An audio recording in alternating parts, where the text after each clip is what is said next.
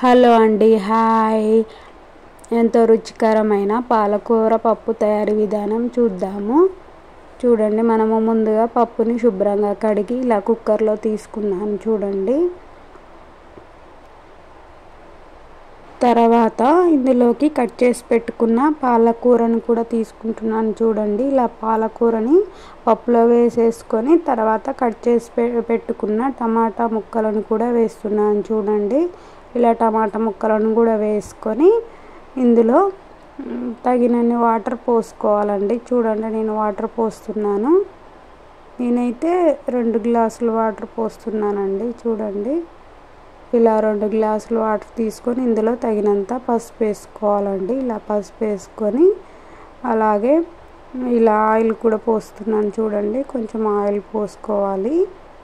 ఇలా పప్పులో ఆయిల్ పోసేసుకొని సాల్ట్ని కూడా తగినంత తీసుకోవాలండి. తీసుకొని మూత పెట్టేసి ఉడికించుకోవాలి.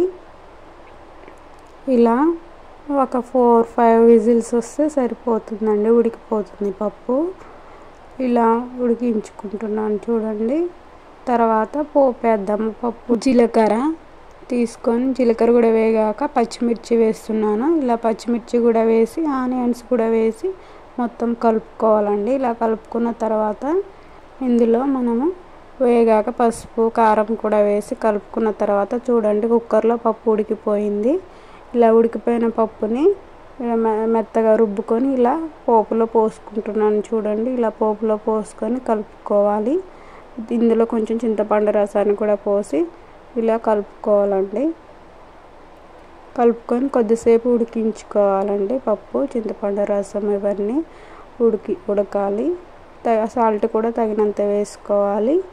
వేసుకొని ఉడికించుకోవాలండి. చూడండి, పప్పు రెడీ అయిపోయింది. పాలకూర పప్పు రెడీ అయిపోయిందండి.